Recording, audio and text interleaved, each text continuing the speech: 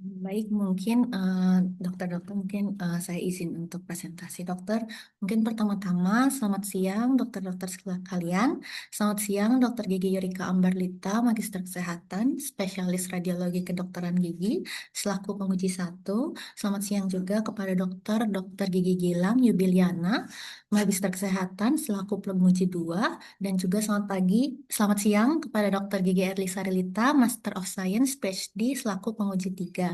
Mungkin saya ingin mengucapkan selamat siang juga kepada Dokter Gigi Gita Gayatri, spesialis ortodonsia, subspesialis deformitas dentofasial dan tumbuh kembang konsultan, selaku pembimbing satu saya, dan juga selamat siang juga kepada Dokter Gigi Iwa Rahma Sunario, Magister Kesehatan, spesialis ortodonsia, subspesialis dentofasial dewasa dan perawatan komprehensif konsultan, selaku pembimbing kedua saya. Mungkin pertama-tama saya ingin mengucapkan terima kasih banyak dokter karena sudah meluangkan waktu dokter untuk datang ke sidang penelitian saya pada siang hari ini. Izin untuk memperkenalkan diri dokter. Perkenalkan nama saya Janet Natas Tindaon dengan NPM akhir 055. Hari ini saya akan menjelaskan mengenai penelitian saya yang berjudul Penerapan dan Akurasi Artificial Intelligence dalam Analisis Sefalometri untuk Perawatan Ortodonti, di mana penelitian ini merupakan sebuah penelitian scoping review.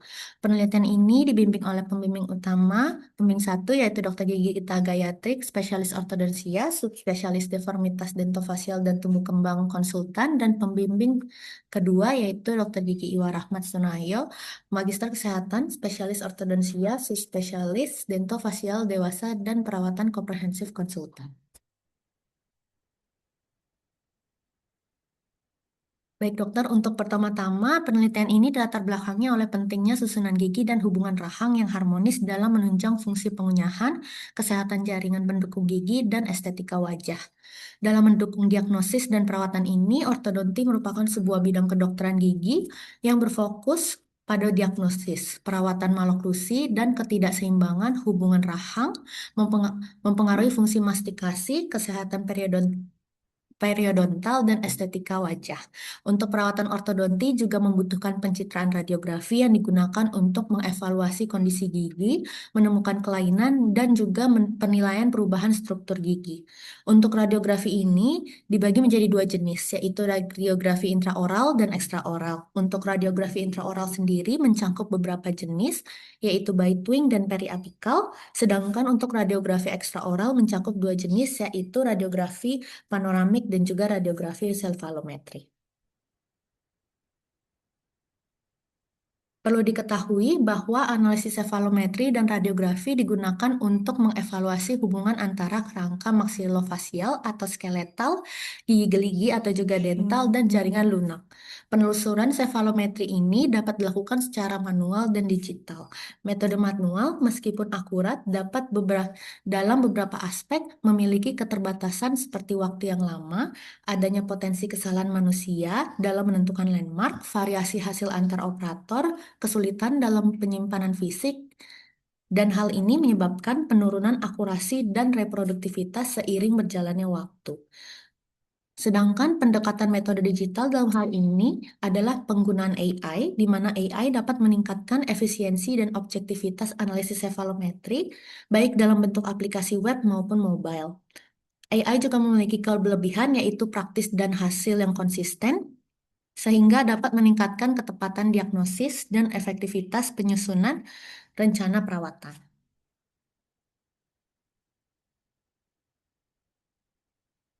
Untuk beberapa penelitian telah mengeksplorasi penggunaan AI yang menunjukkan bahwa beberapa model AI seperti SepX memiliki akurasi 96,6%. Lalu ada CNN 76% dan juga Seva NN memiliki akurasi 87,61%. Namun masih ada sejumlah tantangan yang belum dapat diselesaikan, di antaranya yang pertama, belum ada standar baku untuk mengevaluasi akurasi penentuan landmark. Lalu performa AI juga sangat bergantung pada kualitas dataset yang digunakan. Lalu algoritma AI yang ada masih memerlukan standarisasi dan evaluasi parameter lebih lanjut. Lalu untuk sebagian besar algoritma juga belum melalui validasi klinis yang memadai.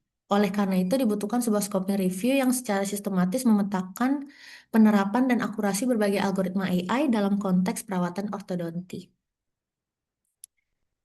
Berikut untuk metode penelitian.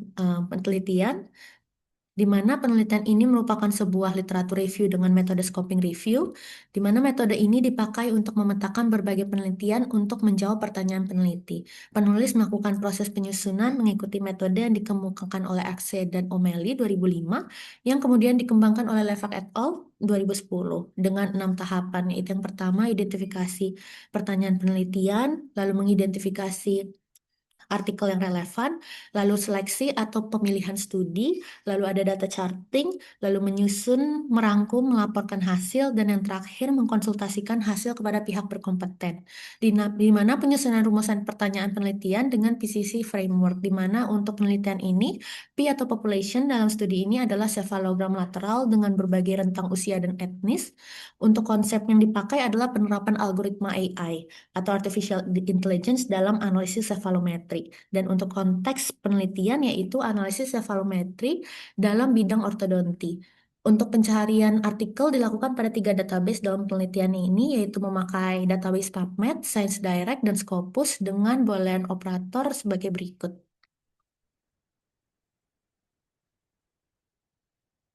Lalu beberapa kriteria inklusi dan eksklusi yang dipertimbangkan dalam memilih artikel untuk ditelaah. Yang pertama adanya artikel penelitian asli atau original research.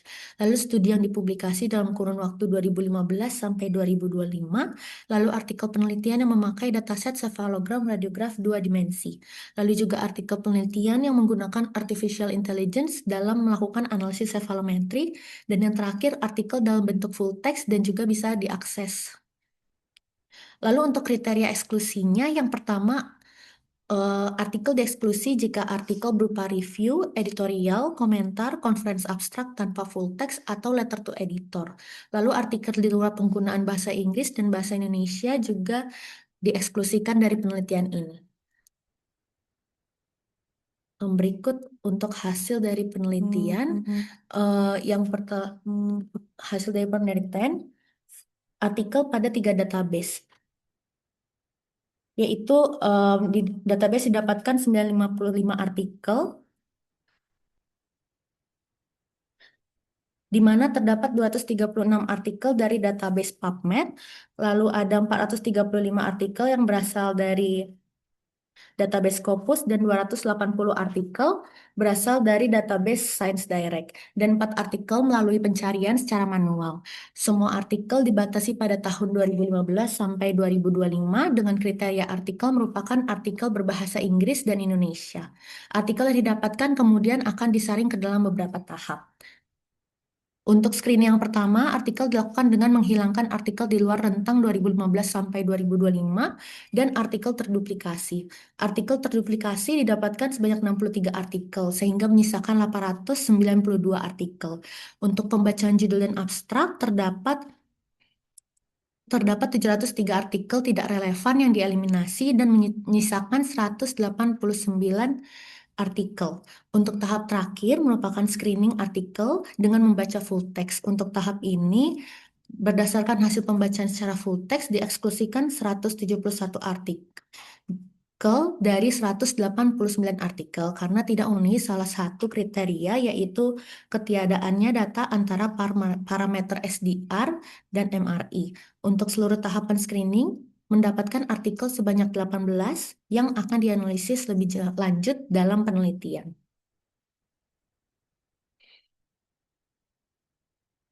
Untuk penelitian ini mencakup 18 artikel yang diterbitkan dalam rentang waktu 10 tahun, yaitu antara 2015 hingga 2025. Untuk artikel-artikel tersebut terdiri dari 12 artikel menggunakan deep learning, 1 artikel menggunakan hybrid optimization, dan 5 artikel menggunakan machine learning. Untuk seluruh artikel menggunakan cephalogram lateral sebagai data utama dalam proses analisis dengan jumlah landmark yang dianalisis antara 12 sampai 41 titik anatomi. Dan subjek penelitian yang bervariasi berkisar dari 43 sampai 1.293 subjek per studi. Dengan rentang waktu usia untuk per studi ada yang dari 0 hingga 67 tahun. Untuk jenis pengujian yang digunakan meliputi pengujian pada dataset internal seperti tes 1 dan tes 2, lalu juga bisa ada dataset publik seperti IEEE-ISB, lalu juga ada populasi spesifik, misalnya seperti dataset dari populasi Cina. Berdasarkan hasil telaah, mayoritas penelitian menggunakan metode eksperimental komputasional. Terdapat beberapa penelitian yang mengombinasikan metode eksperimental komputasional dengan studi komparatif secara bersamaan. Di samping itu, ditemukan juga penelitian yang menggunakan desain studi diagnostik retrospektif. Berikut adalah ekstraksi data. Untuk ekstraksi data umum artikel yang akan ditelaah. Dan berikut merupakan ekstra data khusus artikel yang akan ditinjau pada penelitian ini.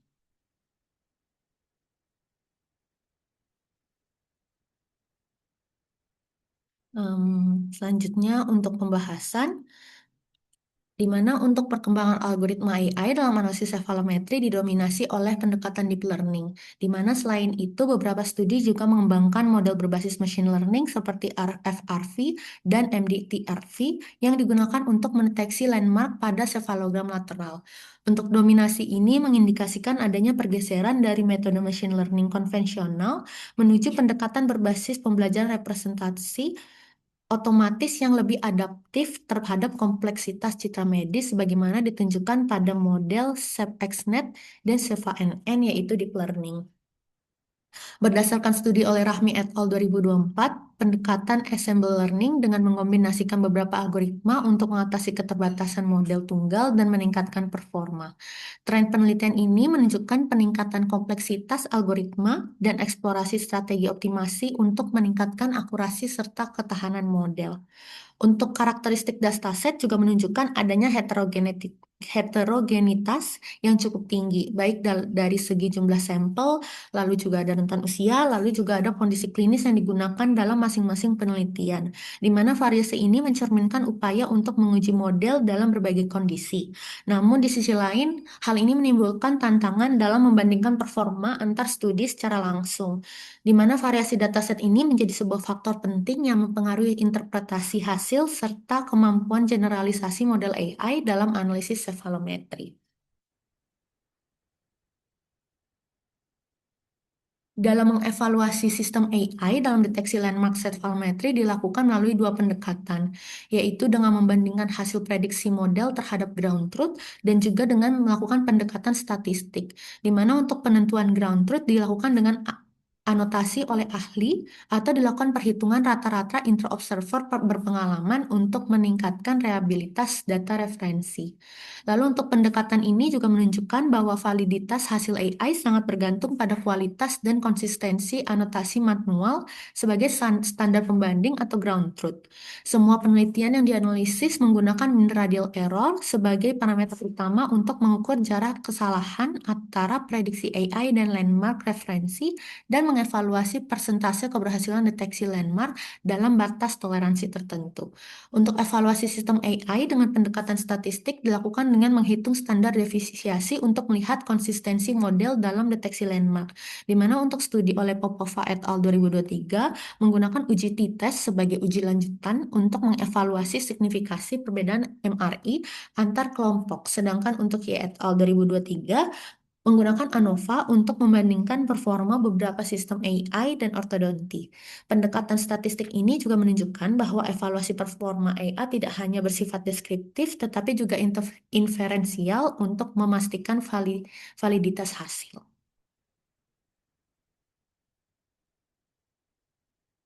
Lalu dari berbagai studi yang telah diamati muncul dua tren utama dalam pengembangan AI untuk ortodonti. Yang pertama, tren integrasi analisis klinis yang lebih kompleks, di mana Han et al. 2025 dan Shimamura et al. 2024 menunjukkan bahwa AI memiliki reliabilitas yang mendekati pengamat manusia diukur menggunakan ICC. Lebih lanjut, AI kini mampu mendeteksi ketebalan bibir dan memprediksi parameter ANB, SNB, serta SNA secara akurat.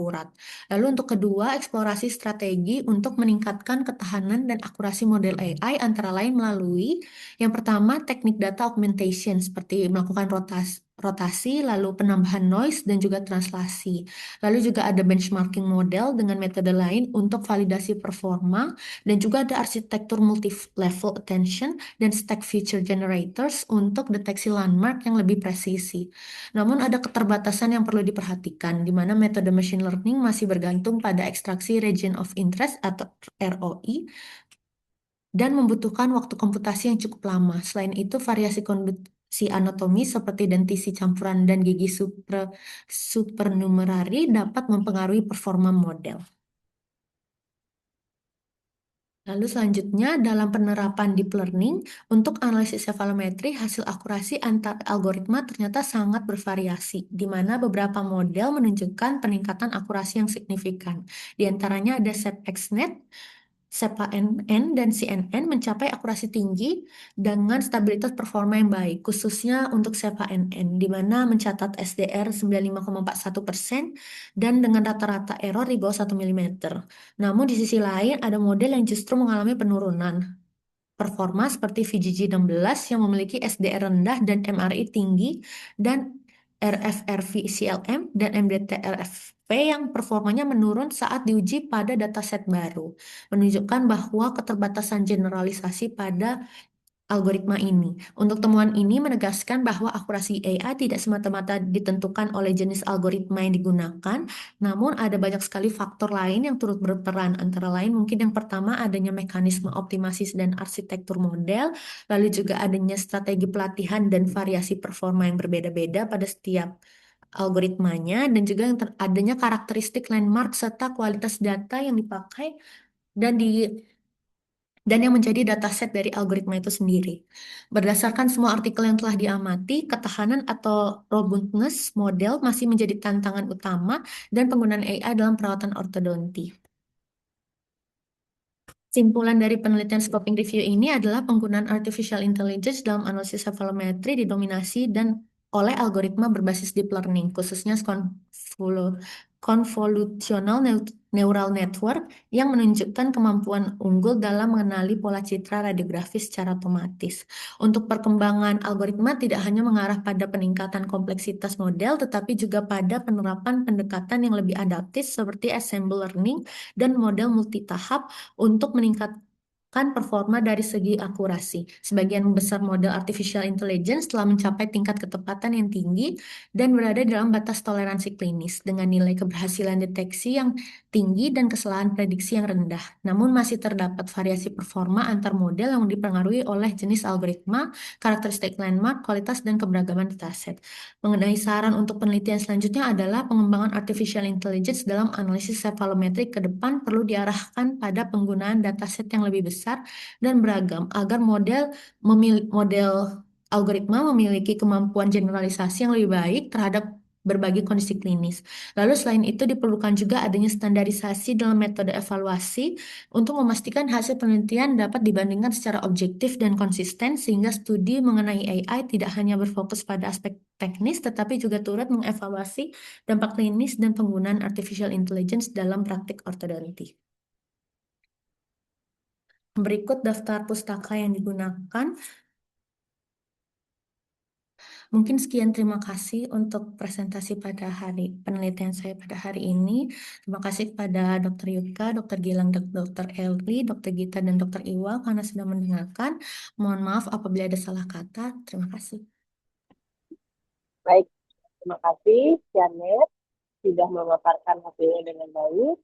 Mungkin untuk pengisi pertama yang saya persilahkan untuk bertanya Dokter Gilang mungkin ya tadi hadir di awal. Mangga Dokter Gilang. Ya, terima kasih Dokter Gita. Selamat ya, Janet. Silakan sambil minum dulu ya. Kebetulan posisi saya sedang ada workshop on implementing ethic review AI health ya, dari Kemkes ya. Jadi inline dengan tema Anda ya. Sudah minum dulu? Oke, selamat ya. Jadi kalau lihat dari judul ya, dari judul dulu ya. Ini kan bagaimana menerapkan dan akurasi dari CEI ini dalam menganalisis cefalometri untuk perawatan ortodonti. Jadi Anda menggunakan AI untuk menganalisis cefalometri pada prinsipnya supaya fatigue dokternya juga nggak terlalu lelah gitu kan, maksudnya membantu mempercepat tingkat akurasinya berapa. Oke. Nah, tadi saya lihat ya, saya baca di dokumen yang sudah ada berikan, bukan deh, yang diberikan oleh tim akademik beberapa hari lalu, saya mencari sebetulnya gimana sih Anda melakukan proses screening dari artikelnya pakai bahasa Anda aja. Cuma saya nggak nemu sih proses screening di draft skripsi Anda ya. Ya, coba gimana? Nggak usah lihat ke dokumen, ngomong aja ke saya. Jadi waktu dapat data nih ya, artikelnya dapat nih dari jurnal yang dimaksud tadi. Gimana sih proses screeningnya coba? Baik dokter, mungkin izin menjawab untuk proses screening yang dilakukan pada penelitian ini. Pertama-tama untuk proses screening yang pertama saya membuat kode bolehan terlebih dahulu dengan kata kunci. Mhm. Lalu untuk kata kuncinya ada 8. Em, Mhm. ada AI, Artificial Intelligence, Machine Learning, Deep Learning, Neural Network, Cephalometric Analysis, Mhm. cephalogram, dan ortodonti. Lalu setelah itu untuk kode boolean ini dimasukkan ke dalam database. Untuk penelitian ini databasenya ada 3, yaitu PubMed, ScienceDirect, dan juga Scopus. Lalu untuk dari ketiga ini dimasukkan kode boolean tersebut dan didapatkan hasil sebanyak eh, 955 itu dari PubMed, Scopus, dan juga Science Direct. Lalu setelah itu em, dalam penelitian saya sendiri menggunakan Ryan atau AI di mana itu untuk membantu dalam proses eliminasi. Jadi setelah mendapat 955 saya melakukan eliminasi duplikasi di mana di situ mendapatkan 63. Jadi sehingga 892 artikel. Lalu setelah 892 artikel ini saya melakukan eliminasi dan juga membaca abstrak dan juga judul dan ada sebanyak 703 artikel yang dieliminasi pada tahap ini karena yang pertama itu ada 456 artikel di mana artikel tidak menggunakan AI, lalu ada juga 177 artikel di mana hasil penelitian tidak relevan seperti em, hasilnya mungkin untuk cefalonya tidak memakai cefalogram 2 dimensi tetapi malah memakai CBCT atau CT scan.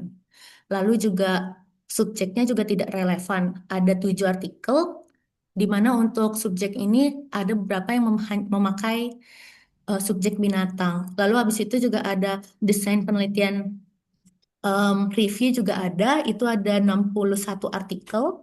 Jadi dieksklusikan. Lalu juga ada artikel selain bahasa Inggris dan bahasa Indonesia itu ada 2 artikel dan dieksklusikan di tahap ini. Sehingga mendapatkan 189 artikel. Lalu setelah itu penilaian kelayakan dibaca secara full text untuk 189 artikel ini, untuk artikel yang dipertimbangkan dari saya sendiri secara full text itu saya memperhatikan hasil yang menjadi kalau jika tidak ada SDR atau MRI atau hanya salah satu saya eksklusikan. Lalu juga ada juga beberapa untuk yang dieksklusikan tadi SDR dan MRI itu ada 164 artikel dieksklusikan. Lalu pada tahap ini terlihat juga artikel yang tidak bisa diakses secara full text, yaitu ada 7 artikel. Sehingga dari 189 dikeluarkan 171 artikel, jadinya ada 18 artikel untuk ditelaah selanjutnya. Terima kasih. Ya, eh, jadi Anda melakukan screening artikel ya, lalu diseleksi tadi kan dari judul lalu abstrak ya. Oke.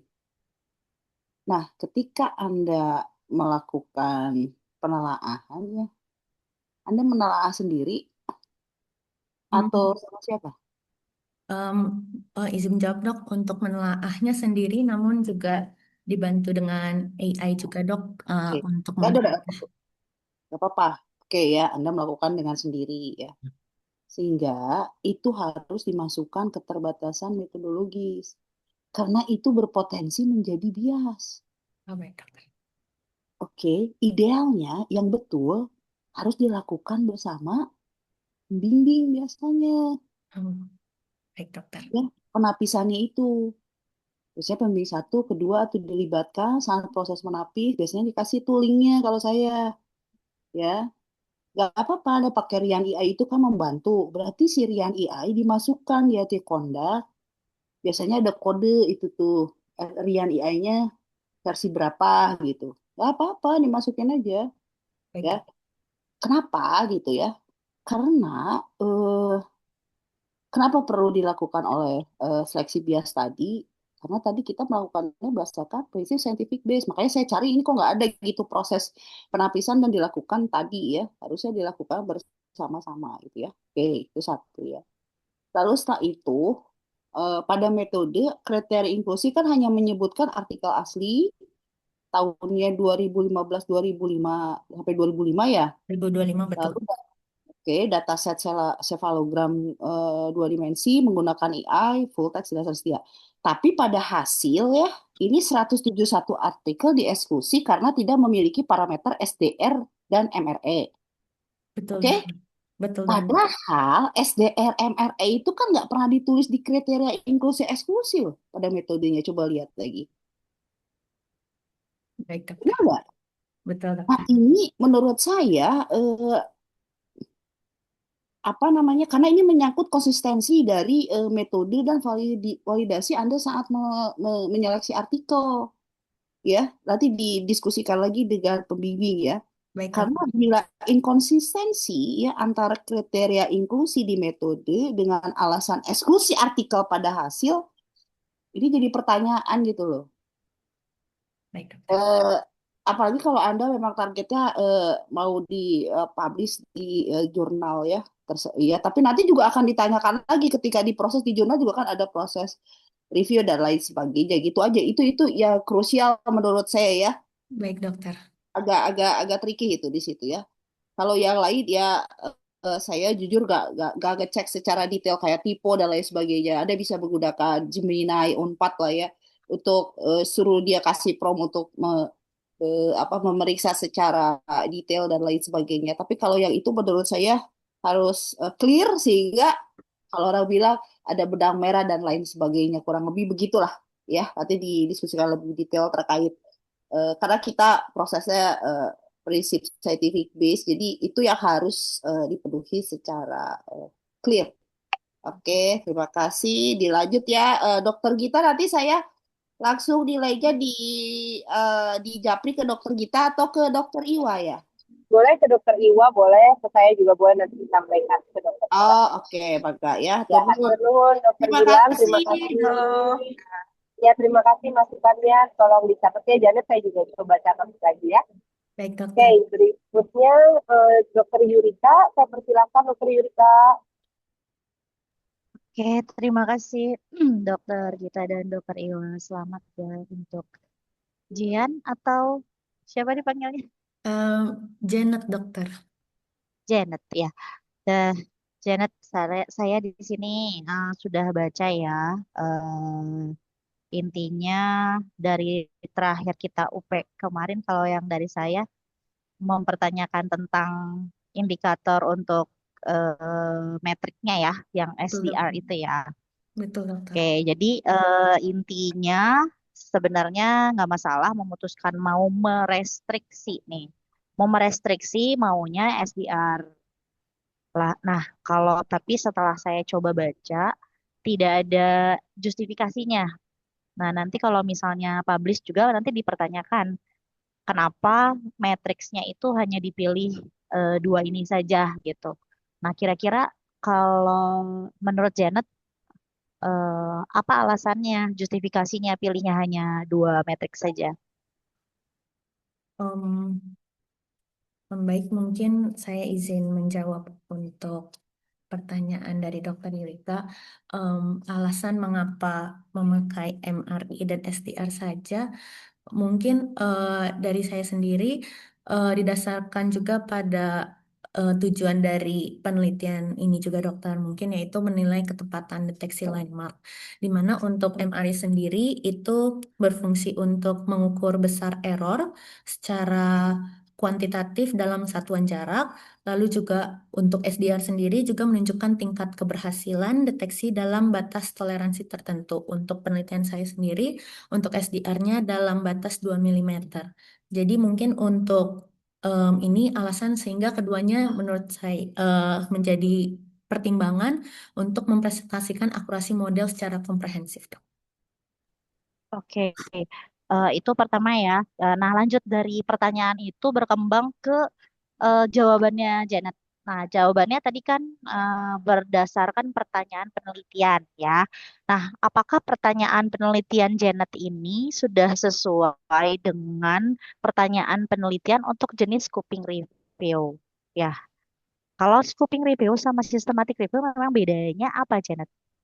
Em, oh, jika kalau untuk scoping review sendiri, em, dari sepemahaman saya, untuk scoping review lebih ke memetakan artikel-artikel yang ada sehingga bisa mengecek tren penelitian-penelitian mungkin mungkin untuk ini merupakan analisis AI, jadi bisa mengecek trennya apa saja. Lalu untuk systematic review, sepemahaman saya untuk sistematik yaitu lebih mencari jawaban mungkin lebih sebagai contoh mungkin lebih ke em, AI apa yang paling baik atau bagaimana. Jadi menarik kesimpulan kalau dari saya sendiri, sepemahaman saya seperti itu, dokter. Ya. Nanti coba dibaca lagi ya tentang systematic review-nya. Kalau untuk scoopingnya sih sudah betul ya, secara general. Nah, kembali lagi ke yang tadi, kalau misalnya kita mau memetakan, artinya kan kita harus yang namanya pemetaan berarti harus yang versi luas dan lengkap ya, dibandingkan dengan systematic review yang dia itu lebih fokus dan restrict gitu. Nah, jadi ya itu hanya makanya saya tanya Janet sudah ngerti belum bedanya apa? Makanya tadi apakah alasannya karena matriks yang mengenai ketepatan itu memang ada banyak ya, bukan hanya dua itu saja, tapi mau tidak mau kalau memang sudah mau memilih itu di dalam tulisannya harus ada referensinya dan alasannya apa? Kenapa hanya mengambil dua itu, sedangkan kita lagi mau melakukan scooping gitu. Ya, itu saja untuk bahan pertimbangan. Lalu selanjutnya tentang ini keterbatasan penelitian dari makalah atau manuskrip Janet itu apa ya? Saya lupa di manuskrip atau di draft ada kayaknya tidak terlalu muncul. Apakah memang ada di draft tapi tidak masuk di manuskrip? Mangga keterbatasannya apa? Em, izin dokter, untuk keterbatasan apakah lebih ke kesulitan dalam penelitian ya, dok? Atau Ya, dalam menjalankan oh, dari segi metode, dari segi hasil di semuanya, dari segala aspek kalau keterbatasan itu. Ya. oh, baik dokter. Mungkin em, dari saya sendiri dalam penelitian ini mungkin lebih ke ketika dalam mencari artikel dengan kode boolean mungkin dari pada awalnya sudah memasukkan kata kunci AI dan juga artificial intelligence ke dalam database yang dipilih yaitu PubMed, Scopus dan Science Direct. Namun berjalannya waktu setelah melakukan eliminasi Prisma SCR, ternyata masih banyak artikel yang ternyata dalam artikel tersebut penelitiannya tidak memakai AI, mungkin hanya analisis saja, namun AI-nya tidak dipakai untuk cephalometry, atau mungkin ternyata eh, memakai CT atau CT scan, sedangkan di kode Boolean em, ada kata kunci cephalogram, cephalogram. Lalu mungkin juga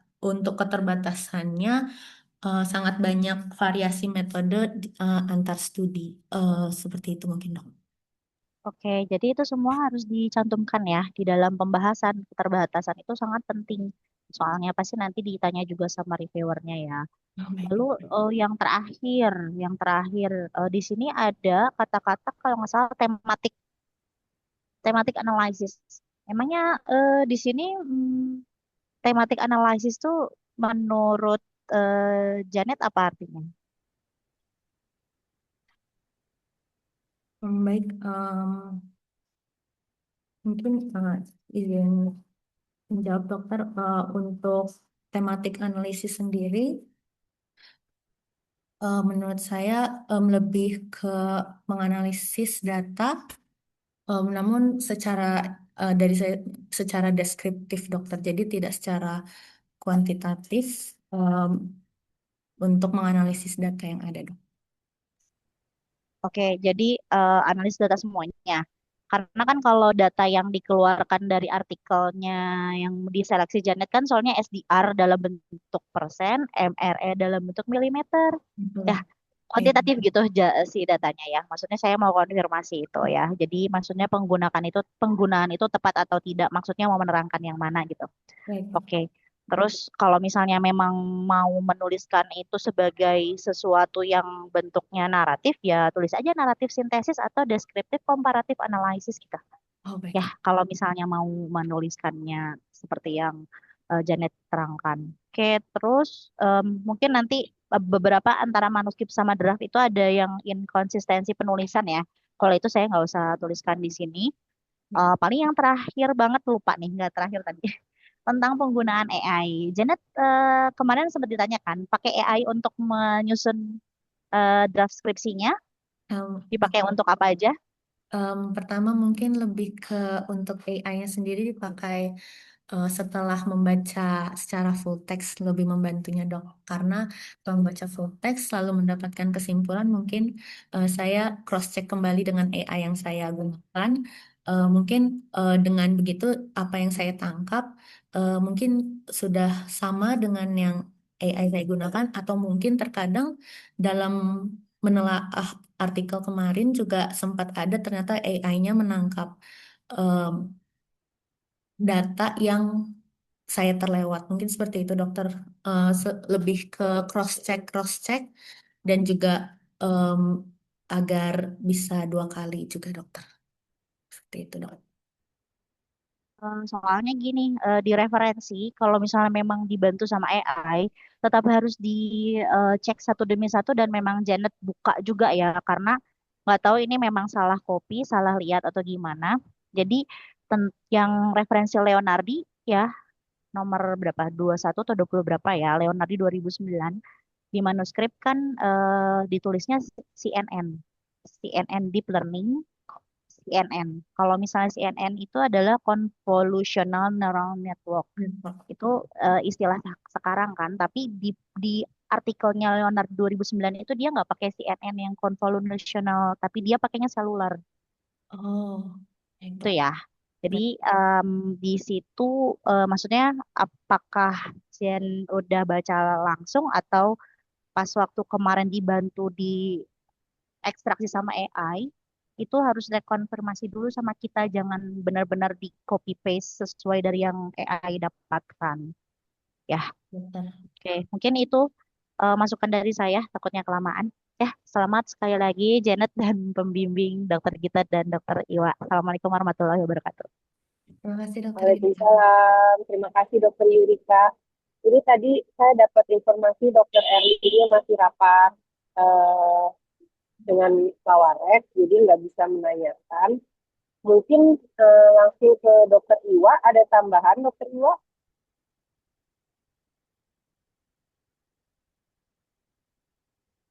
Dokter Iwa yang lagi ke belakang Dokter Iwa. Ya, mungkin dari saya aja dulu ya, Janet. Tadi ada beberapa masukan memang dari Dokter Gilang juga ya terkait dia memang biasanya untuk systematic review, scoping review itu dalam screening itu harus ada 2 atau 3 observer judulnya ya. Jadi mungkin nanti kita susun lagi untuk pada saat nanti kita mau publish, karena nanti di publish biasanya kalau nggak itu akan menjadi pertanyaan. Kemudian yang saya ingin beri masukan, mungkin nanti pada saat publish, kan kita mungkin akan mencari jurnal-jurnal yang sifatnya bisa ke informatika atau sifatnya health, apa ya sebutannya sih, saya lupa. Ada semacam kesehatan tapi berhubungan dengan digital gitu misalnya. Nah itu mungkin kita harus apa ya, punya masukan atau saran atau apa dari orang yang paham betul dengan istilah-istilahnya itu supaya tidak terjadi kesalahan dalam penulisan, pemaknaan dan sebagainya. Ya, kalau misalnya kita akan publish itu. Kemudian tadi menyangkut SDR dan MRI, memang kalau memang kamu mau dimasukkan ke dalam kriteria inklusi, berarti memang di background harus ditambahkan. Mungkin tadi saya kelewat dari satu bimbingan ya. Jadi mungkin nanti kita akan tambahkan kenapa alasannya kita menggunakan SDR dan MRI. Kalau yang saya tahu kemarin kan kamu bilang bahwa kebanyakan menggunakan itu, tapi kebanyakan menggunakan itu alasannya apa, nanti kita simpan itu di background. Oke? Baik, Ya, dokter. mungkin dari Dokter Iwa udah hadir kembali. Ada masukan Dokter Iwa? Nggak ada, langsung aja. Baik, kalau Ya. begitu. Ya, terima kasih Pak Wahidin. Punten, Janetnya bisa dikeluarkan terlebih dahulu. Kita akan membahas Iya, nilai. ya, bentar. Ya, baik.